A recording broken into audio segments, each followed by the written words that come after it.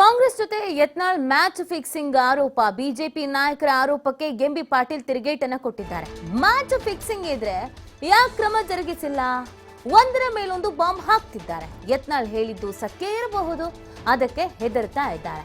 Yatnal Congress agent ಅನ್ನೋ ಪ್ರಶ್ನೆ ಬಂದಿಲ್ಲ. ಬಿಜೆಪಿಯವರ ವೀಕ್ನೆಸ್ ಯತ್ನಾಳ್ ಬಳಿ ಇರಬಹುದು. ಕೋರ್ ಕಮಿಟಿ ನಡೀತಿಲ್ಲ, ಯಾಕೆ ಕ್ರಮ ತೆಗೆದುಕೊಂಡಿಲ್ಲ? ಬೆಂಗಳೂರಿನಲ್ಲಿ ಸಚಿವ ಎಂಬಿ ಪಾಟೀಲ್ ಈ ಹೇಳಿಕೆಯನ್ನ ನೀಡಿದ್ದಾರೆ.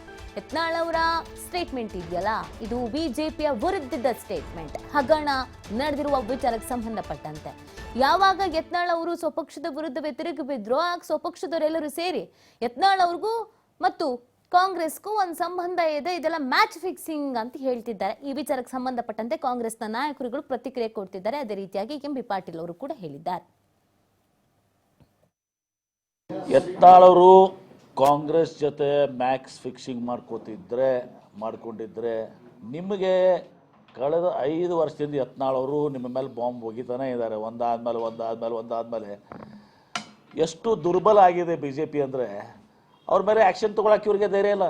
ನಿನ್ನೇನೋ ಮೀಟಿಂಗ್ ಮಾಡಿದ್ರು ಕೋರ್ ಕಮಿಟಿ. ಆ ಕೋರ್ ಕಮಿಟಿಯಲ್ಲಿ ಎಲ್ಲರೂ ತಿಳ್ಕೊಂಡ್ರೆ ಆ್ಯಕ್ಷನ್ ತೊಗೋತಾರ ಅಂಥೇಳಿ. ನಿಮ್ಮ ದೌರ್ಬಲ್ಯ ಅದು. ಅಂದರೆ ನಿಮ್ಮ ಏನೋ ಸತ್ಯ ಇರ್ಬೋದು ಯತ್ನಾಳ್ ಅವ್ರು ಹೇಳಿದ್ದೆ ಎಲ್ಲನೂ ಕೂಡ. ಅದಕ್ಕೆ ಹೆದರ್ತಾ ಇದ್ದೀರಿ ನೀವು ಆ್ಯಕ್ಷನ್ ತೊಗೊಳಕ್ಕೆ. ಯತ್ನಾಳ್ ಅವ್ರು ಏನೆಲ್ಲ ಹೇಳಿದ್ದಾರೆ ಕಳೆದ 5 ವರ್ಷದಲ್ಲಿ, 5 ವರ್ಷ 3 ತಿಂಗಳು 4 ತಿಂಗಳು 5 ವರ್ಷ 5.5 ವರ್ಷದಲ್ಲಿ ಏನೇನು ಯತ್ನಾಳ್ ಹೇಳಿದ್ದಾರೆ ಎಲ್ಲ ಸತ್ಯ ಇದೆ. ಅದಕ್ಕೆ ಬಿ ಜೆ ಪಿಯವರು ಹೆದರ್ಕೊಂಡಿದ್ದಾರೆ.